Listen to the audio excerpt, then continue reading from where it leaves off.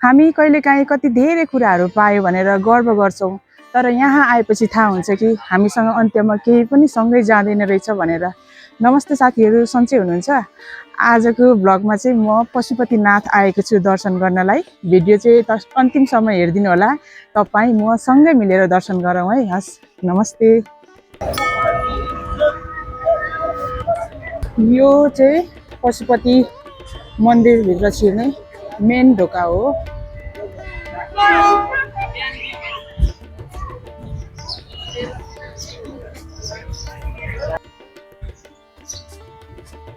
ल हेर्नुहोस् कति ठुलो छ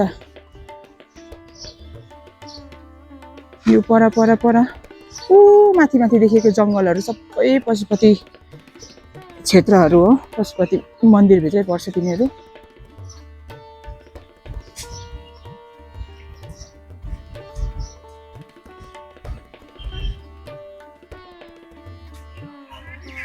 यो देखिएको पेन्टिङ के को होला साथीहरू? कृपया मलाई कमेन्ट गरिदिनु होला है। यहाँहरू जसलाई थाहा छ उहाँहरूले।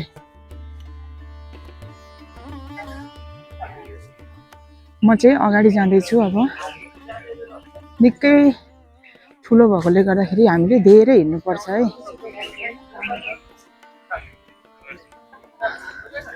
हजुरहरू कता कताबाट हेर्दै हुनुहुन्छ, कुन कुन ठाउँबाट, त्यो पनि मलाई कमेन्ट गरिदिनु होला। यहाँ एकजना खुट्टा नभएको बुढी आमा सहयोगको लागि बस्नु भएको रहेछ।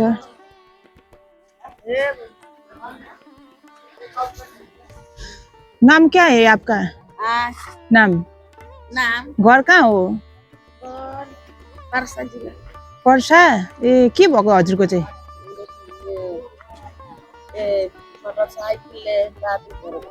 ए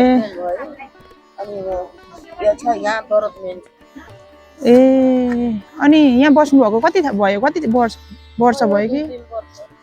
ए घरमा को हुनुहुन्छ नि? एक्लै हो हजुरको? अनि यसरी सहयोग मागेरै हो जीवन पुराको भएको?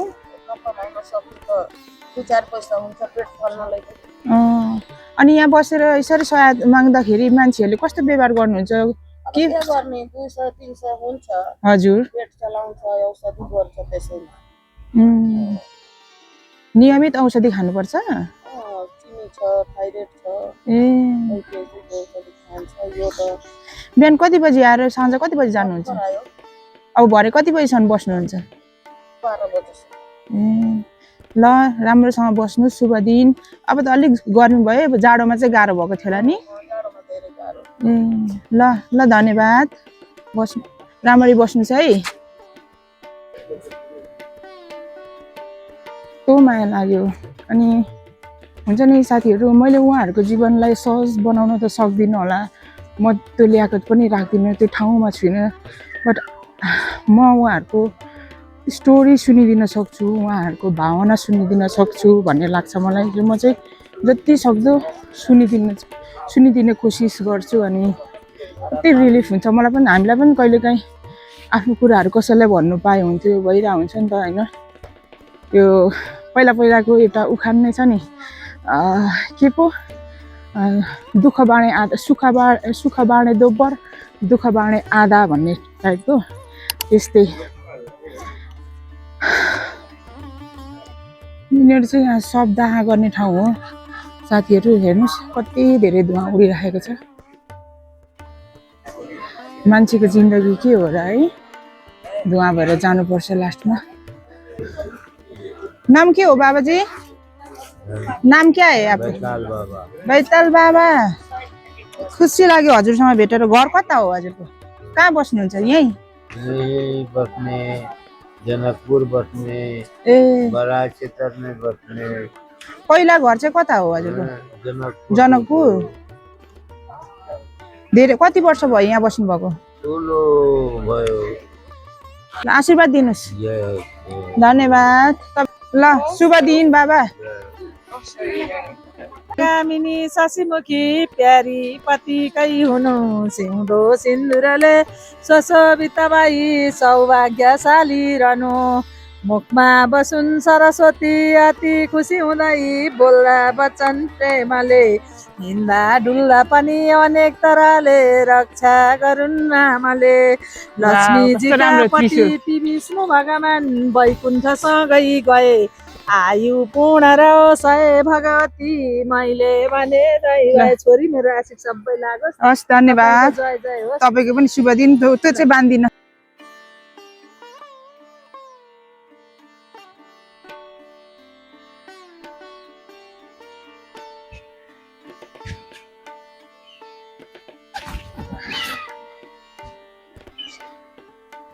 थ्याङ्क यू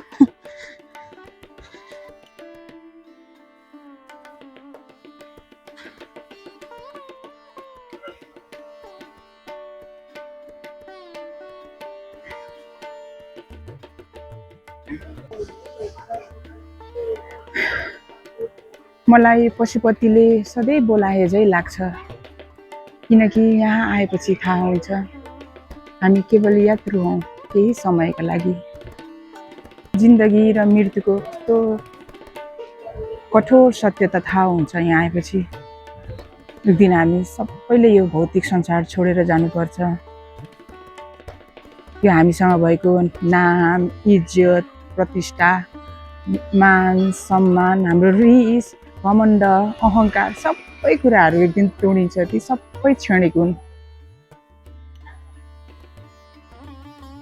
सो म चाहिँ हजुरहरूलाई के भन्न चाहन्छु भने म चाहिँ के गर्ने गरेको छु भन्दा पर्सनल्ली सकेसम्म महिनामा न त 2 महिना 3 महिनामा एकचोटि जहिले पनि म चाहिँ पशुपति आउने गर्छु किनभने यहाँ आएपछि आफ्नो इमोसनहरूलाई ब्यालेन्स राख्न एकदम सजिलो हुन्छ कि हुन्छ नि त अब कहिलेकाहीँ हामी कति धेरै आफूप्रति धेरै गर्व गरिरहेको हुन्छौँ या कुनै कुरा मैले अचिभ गरेँ भनेर त्यो घमण्ड पनि हुन्छ होइन र त्यो सबै कुराहरू क्षणिक हो भन्ने कुराहरू त्यो सबै हाम्रो यो भौतिक शरीर नै क्षणिक हो भनेर थाहा पाउनको लागि चाहिँ यो ठाउँले मलाई सधैँ नै एकदमै धेरै मद्दत गरेको छ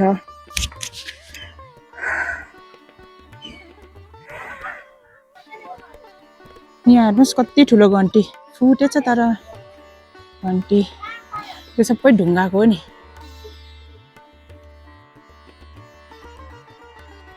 हेर्नुहोस् यो ढुङ्गाको मन्दिर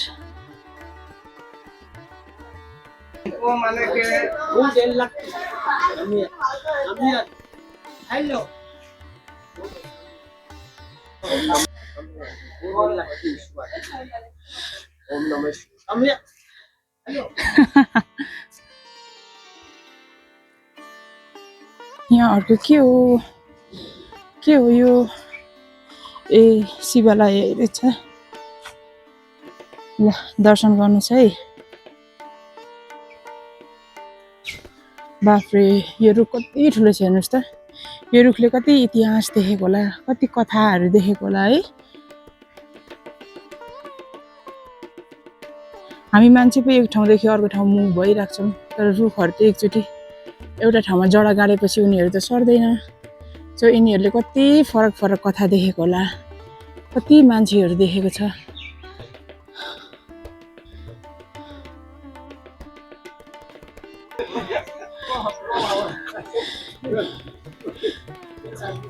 यो के बनाउन खोजेको ठ्याक्क एक्ज्याक्ट थाहा भएन मलाई चाहिँ हजुरहरूलाई थाहा छ भने कमेन्ट गरिदिनुहोस् है अति धेरै छ घुम्ने ठाउँ त थाकियो नि अर्को पनि ठुलो घन्टी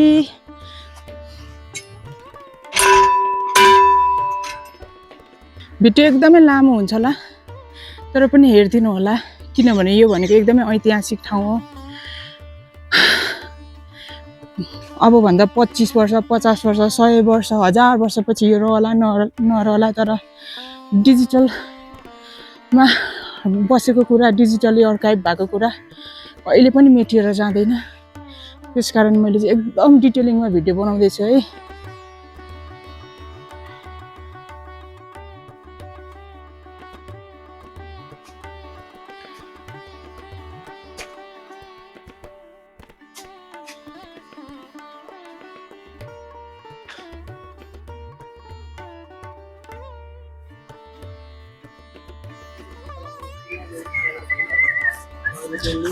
म नेपाली नै हो है दाइ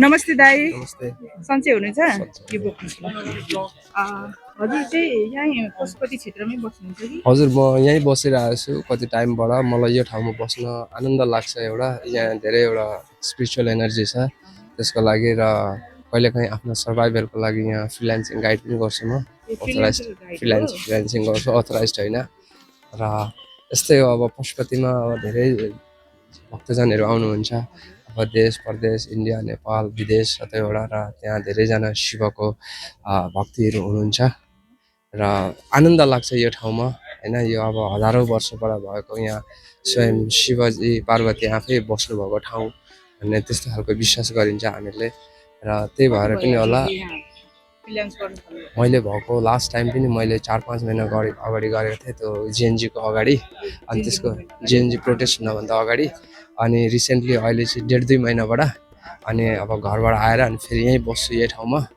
र गरिरहेको छु यता अब सधैँ त होइन लाइक कहिले काहीँ जब टाइम भएको अनि घर चाहिँ कता हो म चाहिँ आसामबाट हो आसाम इन्डिया आसामको म हजुर अनि यहाँ चाहिँ एकै बस्नुहुन्छ कि फ्यामिली छ यहाँ एक्लै बस्छु अनि कस्तो हजुरलाई फिल भन्नु अघि स्पिरिचुअल फिल भन्नुभयो होइन यहाँ आएर तपाईँले फ्रिल्यान्सर गर्छु भन्नुभयो अनि यदि कोही नयाँ मान्छे आएर म पनि यहाँ फ्रिल्यान्सिङ गाइड गर्छु भने स्कोप कस्तो छ के छ भन्नु अब त्यो गर्नुको लागि त सबैभन्दा पहिलो कुरा यहाँको मन्दिरको बेसिक हिस्ट्रीहरू थाहा हुनु पर्यो र सेकेन्ड कुरा चाहिँ अब यहाँको आफ्नै धेरै अथराइज गाइडहरू छन् उहाँहरूले भरिसकेको अर्को नयाँ मान्छे पस्न दिँदैनन् होइन अब म चाहिँ सधैँभरि आएको देखेर अब मलाई चाहिँ अब कहिलेकाहीँ यता बोलेको देखेर यसो जज गर्छन् तर म चाहिँ स्पेसली जब आरतीको टाइम भइसकेपछि त्यतिखेर चाहिँ म फ्रिल्यान्सिङ गर्छु किनभने त्यतिखेर अफिस टिकट अफिस पनि बन्द हुन्छ र जति पनि अब गाइडहरू हुन्छन् उहाँहरू पनि फर्केको हुनुहुन्छ अनि अब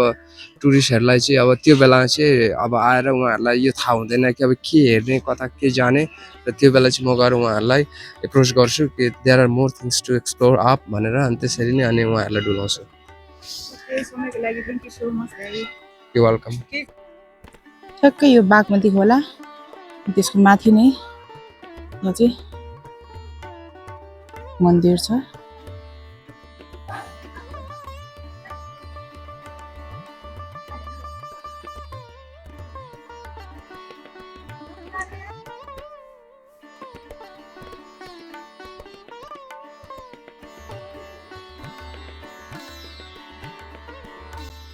यहाँ पर चाहिँ दाउराहरू कलेक्सन गर्दै हुनुहुन्छ यो बागमतीले बगाएर ल्याएकोहरू अनि यो पोल्दाखेरि उब्रेको दाउराहरू यसरी कलेक्सन गर्ने अनि फेरि पछि यहीँ बेच्ने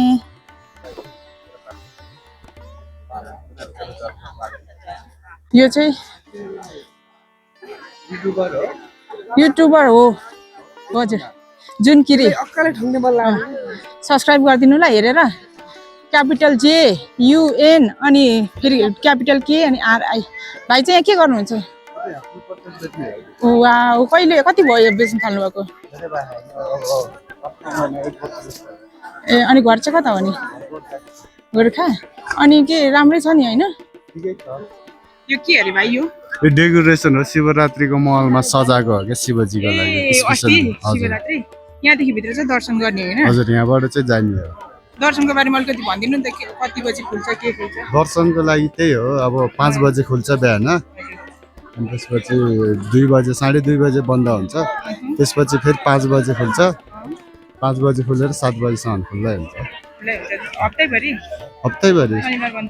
कहिले बन्द हुँदैन मन्दिर नयाँ आउने मान्छेलाई थाहा हुँदैन नि त त्यही त हो हस् थ्याङ्क यू भाइ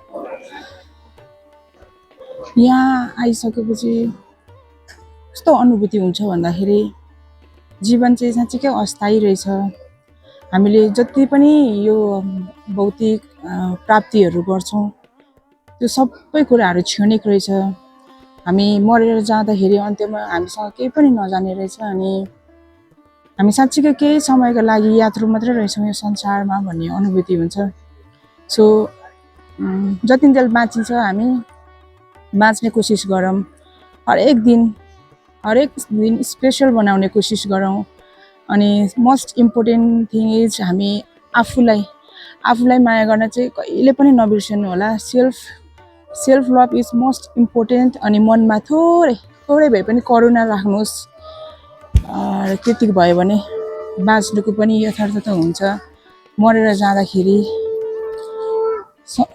सन्तुष्टि मिल्छ केही अर्थपूर्ण मराइ हुन्छ भन्ने लाग्छ मलाई चाहिँ र आजको लागि चाहिँ भिडियो यति नै हो साथीहरू हैन मैले एकदमै लामो भिडियो बनाएँ किनभने मलाई चाहिँ आर्काइभ नै गर्ने थियो कि पशुपति क्षेत्रलाई पछि अब हुन्छ हुँदैन इतिहासमा भोलिको दिनमा यो रहन्छ रहँदैन सो मैले चाहिँ एकदमै लामो भिडियो बनाएँ हैन त्यसको लागि चाहिँ अहिलेसम्म धैर्य गरेर हेरिदिनु भएकोमा थ्याङ्क यू सो मच अनि भिडियो कस्तो लाग्यो मन पर्यो भने भिडियोलाई लाइक गरिदिनु होला शेयर गरिदिनु होला अनि मेरो युट्युब च्यानललाई पनि सब्स्क्राइब गरिदिनु होला थ्याङ्क यू सो मच नमस्ते बाय बाय